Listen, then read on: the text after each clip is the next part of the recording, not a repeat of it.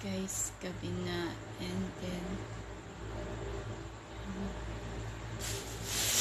bumili pala ako sa NTUC ng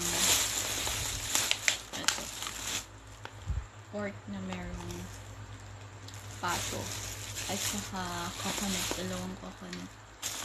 Gabi na kasi ako dumating dito sa bahay, galing ako kay Lalona. Tara, kain tayo. Gabi na, ang oras na 9:31 ng kape. And kakain sana ako sa labas. Kaso nga lang, masama yung pakiramdam ko, tsaka masakit yung ulo ko. So bumili na lang ako dun sa NTUC, sa grocery ng pagkain na yung kukunin mo na lang siya. Mura lang naman siya. For $21. Ayan. Pork. Tapos meron pa ito.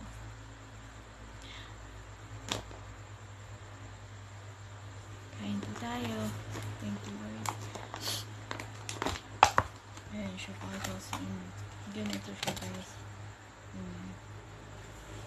Meron na siyang kanin. Ganun.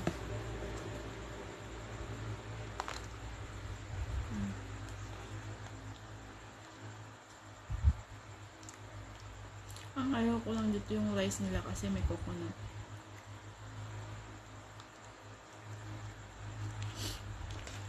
Ako, nagugutom ako.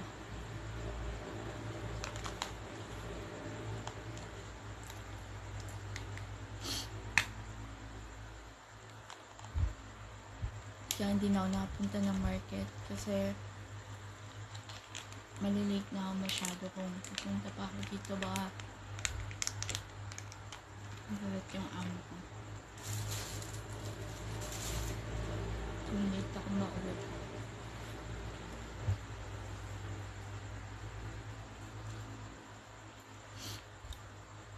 Nalulungkot ako. Iba yung feeling. Nakausap kanina si lolo ko. Tapos sabi niya, darating daw yung anak niya sa August. Update daw niya ako.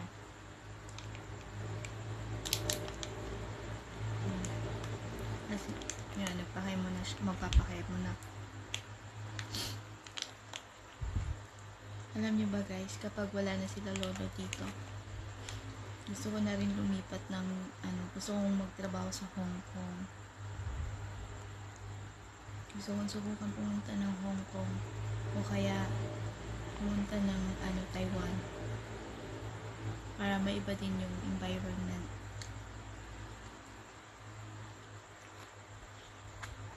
Masubukan ko rin.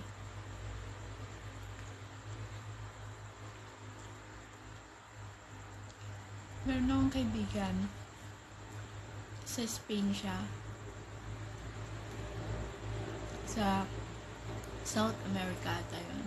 Or North, South America. Basta Spain.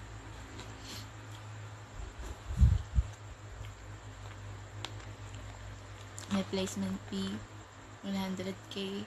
Nag-iisip din ako kung gusto kong mag-apply doon. Kaso kailangan ko umuwi ng Pilipinas.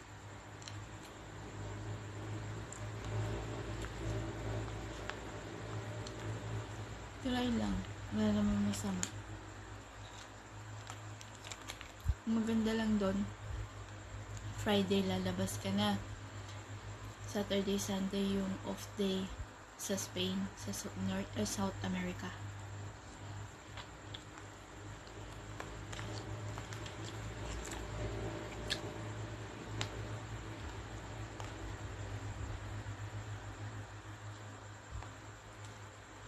Try ko lang. Wala namang masama eh. Mag-apply. Yung minsan naguguluhan talaga ako, lalo na pag ganito mong sitwasyon. May sakit si lolo. Alam niyo kung bakit? Pag may problema ako, siya yung nagtatanggol sa akin sa mga ate ko. Tatawagan pa niya yung ate ko na noon naalala ko si lolo. Yung hindi pa binibigay yung title ng lupa ko. Tapos tinawagan niyo yung attorney, tinawagan niyo yung ate ko na nasa Netherlands. Ayun. Kailan? Sabi niya, kailan mo bibigay yung titulo ng kapatid mo? Ganun. Umiiyak na ako. Parang bata.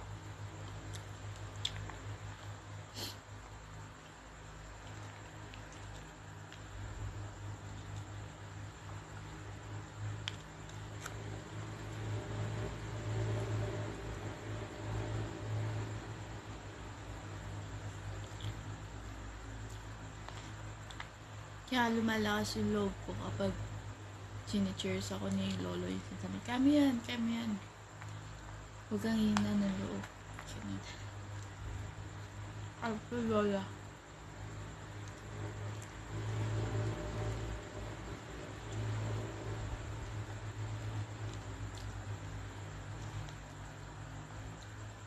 Makapag-isip ako ng tama.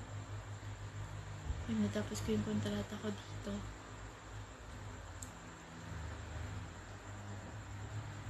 bahala na. Wala nang plano ni God.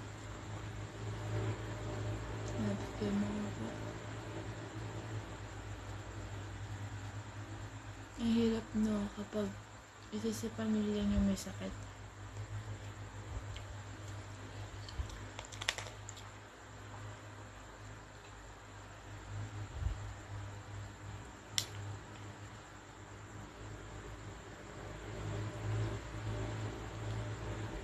Sabi ko nga, lolo,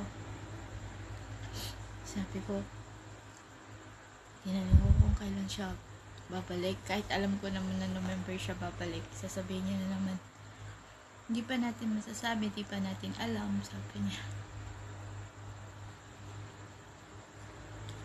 Kung makakabalik ako, baka ng mga anak lang na babalik dito.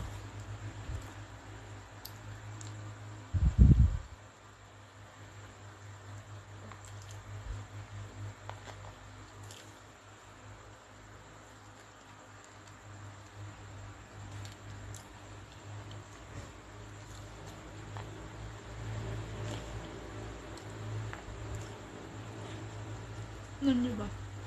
Yung anak ni lolo, magaling yun sa gawain bahay. Marunong magplansya, maglinis din ng bahay. Mas magaling pa nga siya akin eh. Ganon i-disiplina nila lolo. Kahit sobrang yaman nila, magaling yung mga anak niya maglinis ng sarili nilang kwarto. Ganon.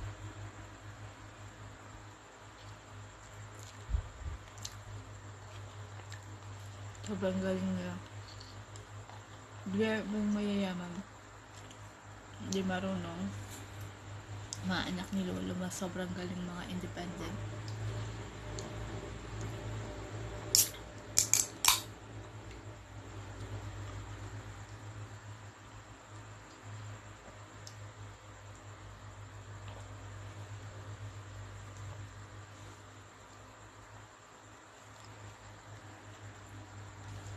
Kanina habang nasa bus ako, may mga tumitingin sa akin ng mga Pilipina. Hindi ko alam dahil siguro sa dress ko. Kaya ako tinitingnan.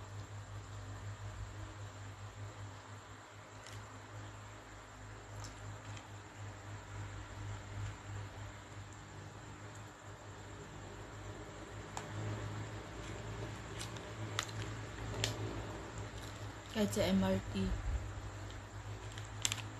ginawa ko, naglagay na lang ako ng headset sa ko para hindi ko na lang sila tinitignan. Nahilo pa ako kanina. Ang hirap magbiyahe mo kapag hindi ka sanay.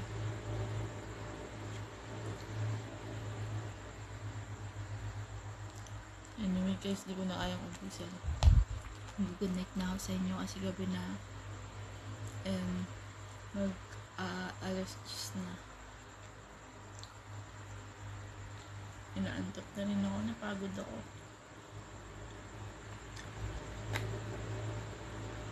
Alam mo kung saan ako napapagod? Sa biyahe. Kasi yung biyahe ilang oras, 1 oras. Anyway guys, bye. Nantok na talaga ako. Bye-bye, God bless.